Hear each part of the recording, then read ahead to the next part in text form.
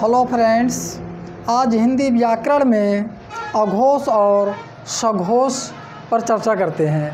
तो देखते हैं अघोष और सघोष क्या है।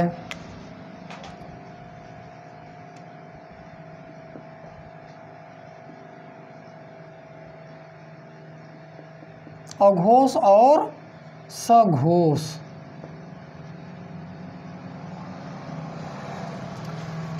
हिंदी व्याकरण में अघोष और सघोष ये हमारे बहुत इम्पॉर्टेंट हैं। थोड़ा सा यहाँ पर चर्चा करते हैं। अघोष और सघोष जो है, पहले यहाँ चर्चा हो जाए कि स्वर तंत्री और कंपन के आधार पर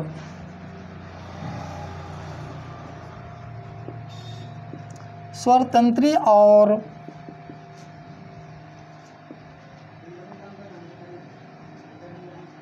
कंपन के आधार पर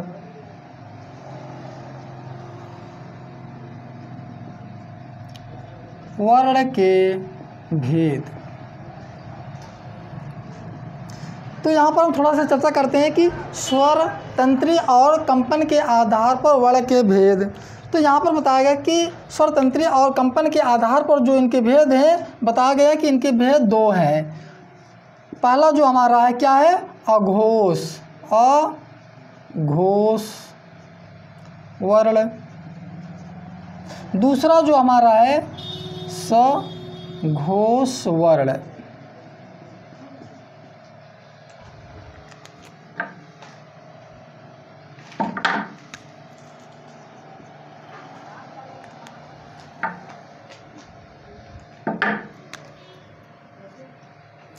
तो यहाँ पर आपको देखना है कि स्वरतंत्री और कंपन के आधार पर वर्ण के भेद जो हैं अघोष वर्ण और सघोष वर्ण है। तो बताया गया इनको दो भागों में बांटा गया है। कितने भागों में बांटा गया है? दो भागों में बांटा गया है। तो अब हम देखते हैं, थोड़ा अब एक एक करके इनको देखते हैं। यहाँ पर अघोष, पहला पॉइंट हमारा क्या है, अघोष अघोष वर्ण।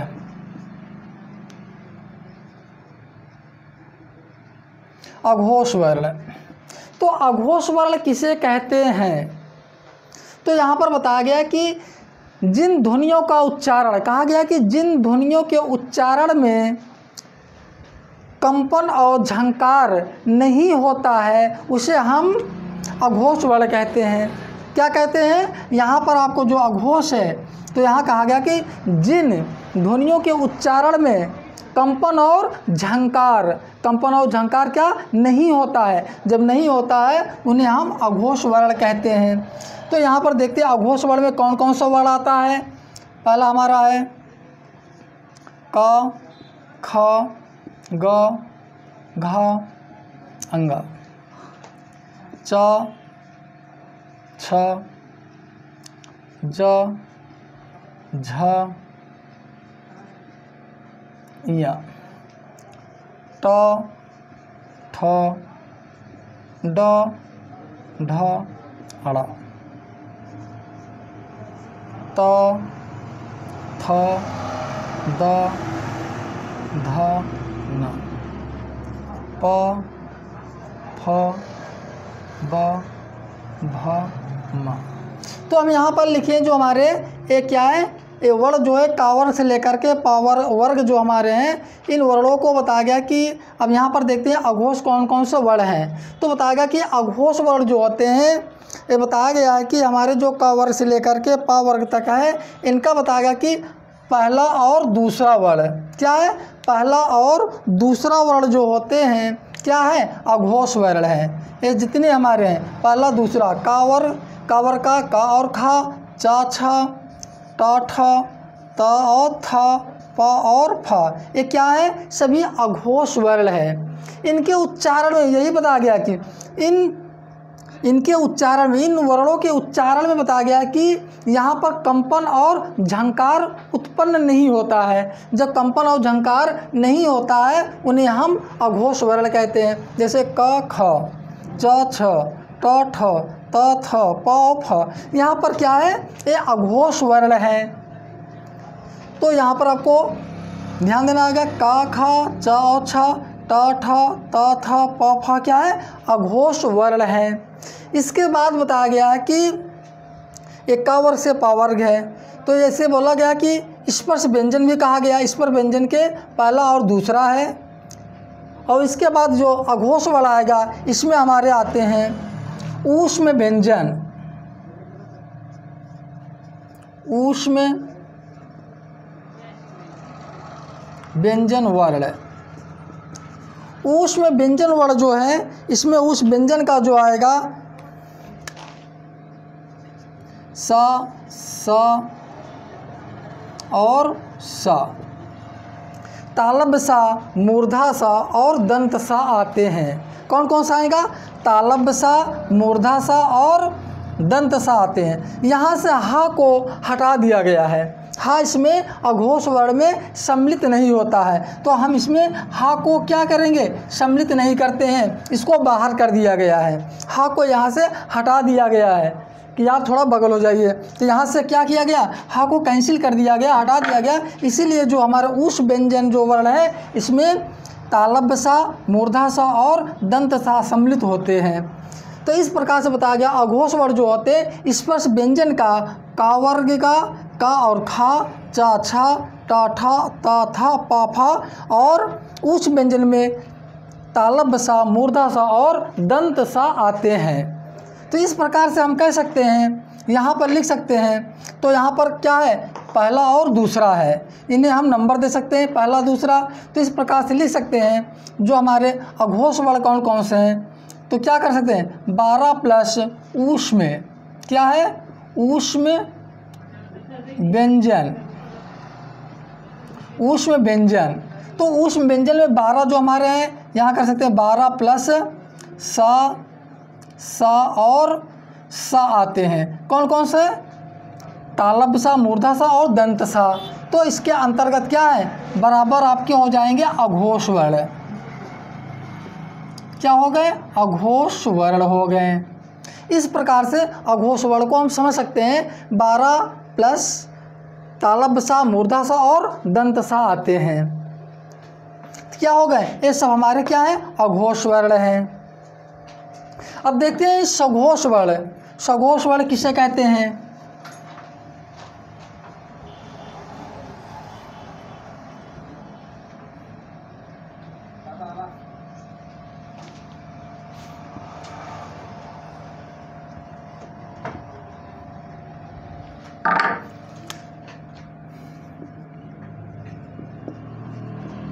सघोष वर्ण।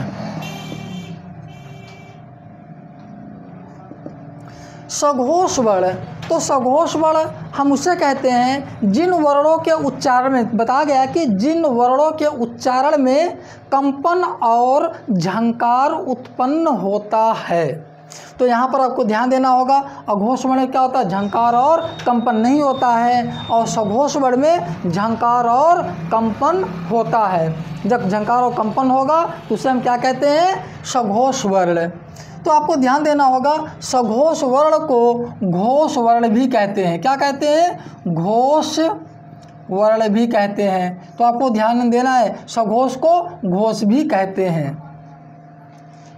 तो अब यहाँ देखते हैं सघोष वर्ण कौन कौन सा होता है। तो बताया गया कि सघोष वर्ण जो होता है कि स्पर्श व्यंजन जो हमारे हैं, स्पर्श व्यंजन, स्पर्श व्यंजन जो दिया गया है का वर्ग से पा वर्ग है। यहाँ पे आपको ध्यान देना होगा कि सघोष वर्ण में आपका क्या? का वर्ग का तीसरा, चौथा और पांचवा वर्ण आएगा। कौन कौन सा वर्ण आएगा? तीसरा, चौथा और पांचवा वर्ण। तो इस प्रकार से चा वर्ग का तीसरा, चौथा और पांचवा वर्ण रहेगा।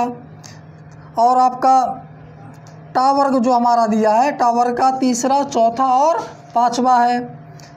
ता वर्ग का जो है तीसरा, चौथा, पांचवा, और पा वर्ग का तीसरा, चौथा, पांचवा। इस प्रकार से आपको ध्यान देना होगा कि का वर्ग का इसे हम क्या कह सकते हैं? तीसरा, चौथा और पांचवा। तो आपको ध्यान देना होगा कि यहाँ पर जो स्पर्श व्यंजन है का वर्ग का तीसरा, चौथा, पांचवा और चा वर्ग का, और सभी बताया गया कि तीसरा, चौथा, पांचवा वर्ण जो होते हैं क्या होते हैं? सघोष वर्ण होते हैं। क्या होता है? सघोष वर्ण। इसके बाद बताया गया कि इसमें सघोष वर्ण में यंथस्थ व्यंजन भी आते हैं। कौन कौन व्यंजन आते हैं? अंतस्थ व्यंजन। यंथस्थ व्यंजन जो वर्ण हैं ये भी बताया गया कि अब सघोष वर्ण में आते हैं, या, र, ल, व। इसके बाद बताया गया कि ऊष्म का हा जो है, हा भी, हा वर्ण जो है, क्या, हा वर्ण, हा वर्ण भी क्या है, ये सघोष वर्ण है। क्या है, सघोष वर्ण जो है, हा को भी इसमें सघोष वर्ण में सम्मिलित किया गया है। और बताया गया कि इसमें सभी स्वर जो है, सभी स्वर जो हमारे हैं, बताया गया कि इसमें सभी स्वर भी आते हैं। सभी स्वर, सभी स्वर जो हैं क्या है, ये सघोष वर्ण हैं। तो आपको क्या करना है, स्पर्श व्यंजन का तीसरा, चौथा, पांचवा अंतस्थ व्यंजन या, रा, ला, व और हा और सभी स्वर जो हैं क्या हैं, घोष वर्ण हैं, सघोष या घोष वर्ण हैं। तो इस प्रकार से हम कह सकते हैं, इन्हें अब थोड़ा से शॉर्ट में कर सकते हैं, जैसे कि इसके हम पॉइंट में कर सकते हैं, नंबर में डाल सकते हैं। बताया गया कि जो हमारे स्पर्श व्यंजन का तीसरा, चौथा, पांचवा वर्ण है, कहा कह सकते हैं तीसरा, चौथा, पांचवा वर्ण प्लस यंथस्थ व्यंजन हा और प्लस सभी स्वर इसमें गिने जाते हैं, किसमें, सघोष वर्ण में। तो यहाँ लिख सकते हैं 345, क्या कर सकते हैं, 345 प्लस अंतस्थ व्यंजन प्लस हा प्लस स्वर बराबर सघोष वर्ण होते हैं। अब आपको ध्यान देना होगा 335 प्लस अंतस्थ व्यंजन प्लस हा प्लस स्वर, तो क्या है, ये सभी हमारे क्या हैं, सघोष वर्ण हैं। तो आपको ध्यान देना होगा यंथस्थ व्यंजन जो हमारा है, या, र, ला, व, तो क्या है, इसमें सम्मिलित है। तो स्वर जो हमारे सभी 11 स्वर हैं, इसमें क्या है, सभी स्वर सम्मिलित हो जाते हैं। इस प्रकार से बताया गया है कि सघोष वर्ण जो होते हैं स्पर्श व्यंजन का तीसरा, चौथा, पांचवा और अंतस्थ व्यंजन या, रा, ला, व, हा और सभी स्वर इसमें सम्मिलित है। अब तो क्लियर हो गया होगा सघोष वर्ण क्या है और अघोष वर्ण क्या है। अघोष वर्ण में आपको बताया गया कि स्पर्श व्यंजन का पहला और दूसरा ऊष्म व्यंजन तालब सा, मूर्धा सा और दंत सा सम्मिलित है। सघोष वर्ण में स्पर्श व्यंजन का तीसरा वर्ण, चौथा वर्ण और पांचवा वर्ण।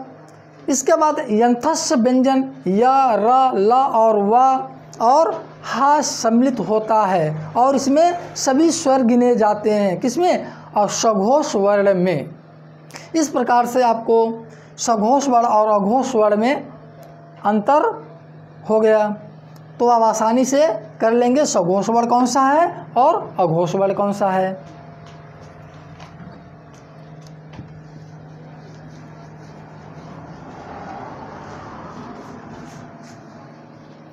अब थोड़ा देखते हैं हम वर्णों के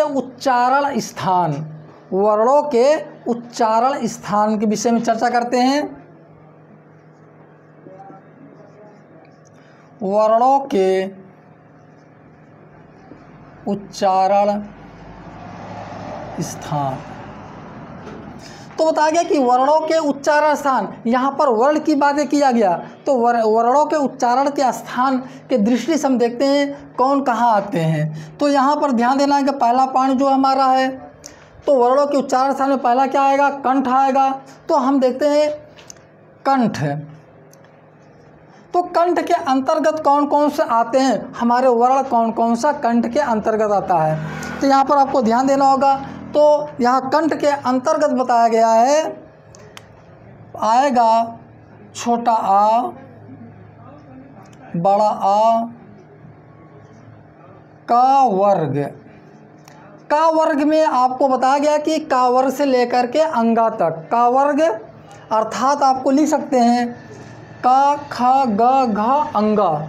तो का वर्ग मतलब का हो गया, का खा गा घा अंगा, इसमें सम्मिलित होता किसमें, कंठ में, छोटा बड़ा का वर्ग, और इसमें क्या रहेगा, हा, इसमें हा भी आ जाता है, और आएगा हमारा विसर्ग, क्या आएगा, विसर्ग। तो विसर्ग इसमें सम्मिलित होते हैं, तो किसमें, वर्णों के उच्चारण स्थान है। तो आपको समझना है कि कंठ के अंतर्गत कौन कौन सा आएगा, तो छोटा बड़ा का वर्ग हा और विसर्ग इसमें सम्मिलित होते हैं। तो यहाँ से क्वेश्चन पूछता है, तो पूछा जाएगा कि उच्चारण के दृष्टि से कंठ के अंतर्गत निहित है, तो आपको जवाब देना होगा कौन कौन सा आएगा, छोटा बड़ा का वर्ग हा और विसर्ग कंठ के अंतर्गत आते हैं। जो हमारा दूसरा पॉइंट है,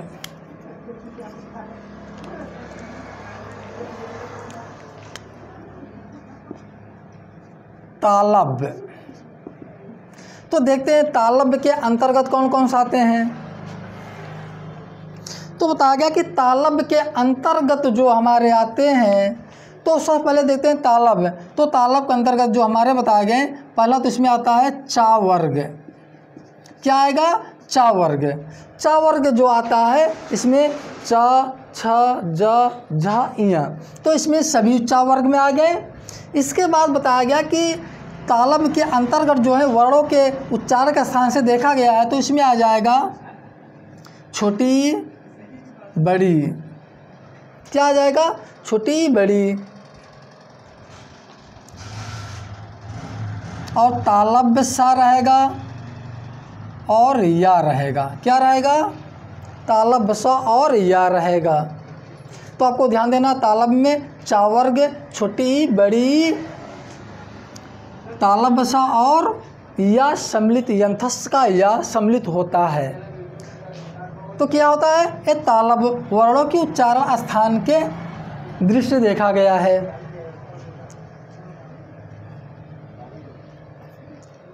तो देखते हैं तीसरा पॉइंट जो हमारा है,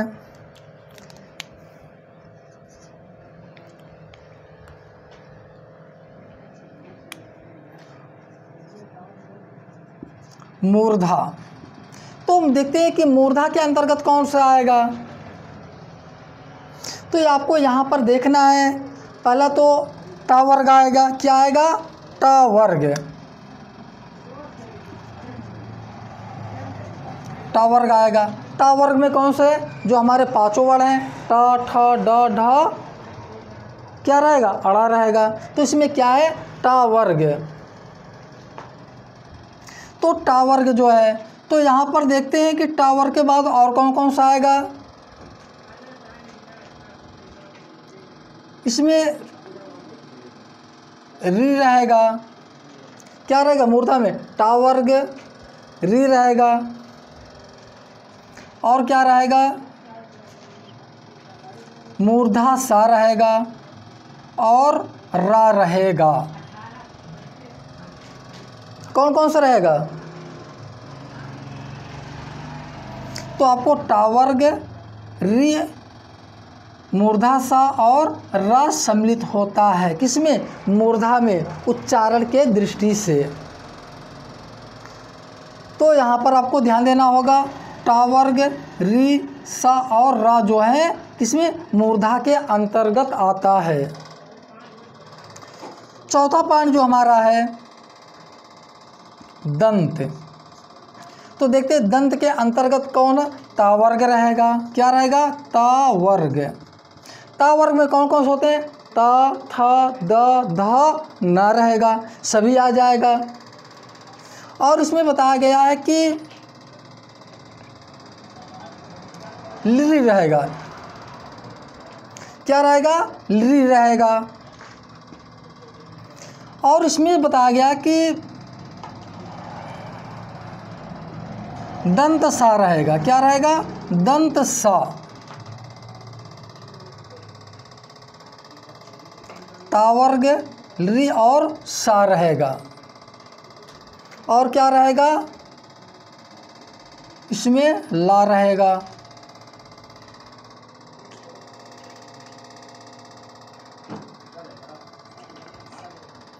ता वर्ग री सा, क्या रहेगा? सा रहेगा। यहाँ पर आपको तालब सा, मूर्धा सा और दंत सा,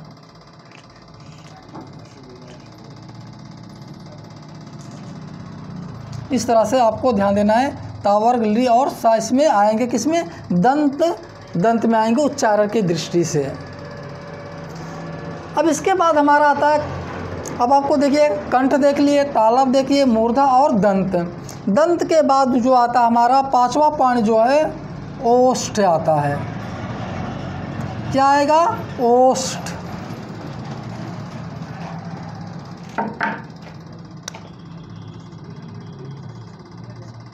ओष्ठ तो बताया गया कि ओष्ठ में जो आएगा, इसमें पहला नंबर तो क्या होता है कि आपको पा वर्ग आएगा। क्या आएगा?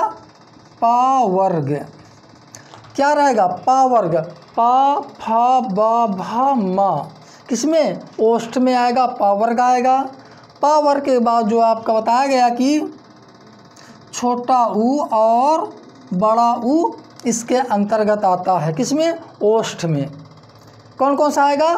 छोटा ऊ और बड़ा ऊ और पा वर्ग। बताया गया कि पा वर्ग का आपका पा फा बा भा मा और छोटा ऊ और बड़ा ऊ किसके अंतर्गत आता है? ओष्ठ के अंतर्गत आता है। जो छठा पॉइंट बताया गया है कि यहाँ पर आपको देखते हैं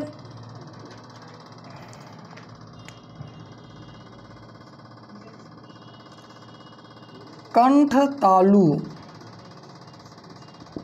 बताया गया कि कंठ तालु, कंठ तालु के अंतर्गत जो बताया गया है, ये कौन कौन से वर्ड आते हैं? ए और ऐ आते हैं। कौन कौन से आएंगे? कंठ तालु में ए और ऐ, ये हमारे क्या है? उच्चारण के दृष्टि से बताया गया कि वर्णों के उच्चारण स्थान बताया गया। कंठ तालु में ए और ऐ आता है। क्या आता है? ए और ऐ आते हैं। छठा पॉइंट जो हमारा है, सातवां पॉइंट है, तो यहाँ पर देखना है, एक कंठ तालु हो गया। अब यहाँ पर देखना है कंठ ओष्ठ। कंठ ओष्ठ, तो कंठ ओष्ठ में बताया गया कि जो आएगा कौन कौन सा आएंगे? यहाँ पर ओ और औ आएगा। क्या आएगा? ओ और औ। अब आपको थोड़ा देखिएगा, कंठ के अंतर्गत बताया गया कि छोटा बड़ा का वर्ग हा और विसर्ग आता है, किसमें? कंठ के अंतर्गत। तो तालब में बताया गया चावर्ग छोटी बड़ी सा और तालब सा और या आ गया। मूर्धा में टावर्ग री और मूर्धा सा और रा आ गया। दंत में बताया तावर्ग री और सा आता है। ओष्ठ में बताया गया पावर्ग हो गया, छोटा ऊ और बड़ा ऊ आता है। कंठ तालु में बताया गया आपको ए और ऐ आते हैं। कंठ ओष्ठ में बताया गया कि ओ और औ आता है। इसके बाद जो हमारा बचा हुआ है यहाँ पर दंत ओष्ठ, बताया गया कि दंत ओष्ठ में के अंतर्गत जो हमारा है आठवां पॉइंट दंत ओष्ठ। दंत ओष्ठ के अंतर्गत जो बताया गया हमारा आएगा वा आता है। क्या आता है? वा, केवल वा आएगा। इन्हें हम क्या बोलते हैं? वकारस कहते हैं। इन्हें वकारस भी कहा गया है। इन्हें वकारस भी कहा गया है। तो आपको ध्यान देना है, दंत ओष्ठ के अंतर्गत वा आता है और वा को यहाँ पर वकारस कहा गया है। वकारस दंत ओष्ठ। तो इस प्रकार से आपको ध्यान देना है। तो हमारे क्या हो गए? वर्णों के उच्चारण स्थान हैं। तो वर्णों के उच्चारण स्थान इस तरह से कंठ, तालव, मूर्धा, दंत ओष्ठ, कंठ तालु और कंठ ओष्ठ और दंत ओष्ठ हैं। तो यहाँ पर आपको ध्यान देना होगा, कंठ में छोटा बड़ा का वर्ग हा और विसर्ग आता है। तालव में चा वर्ग छोटी बड़ी तालब सा और या आएगा। मूर्धा में टा वर्ग री और मूर्धा सा और रा आता है। दंत में ता वर्ग री और सा। ओष्ठ में पा वर्ग छोटा ऊ और बड़ा ऊ रहेगा। कंठ तालु में ए और ऐ आता है। कंठ ओष्ठ में ओ और औ आता है। दंत ओष्ठ में वा आता है।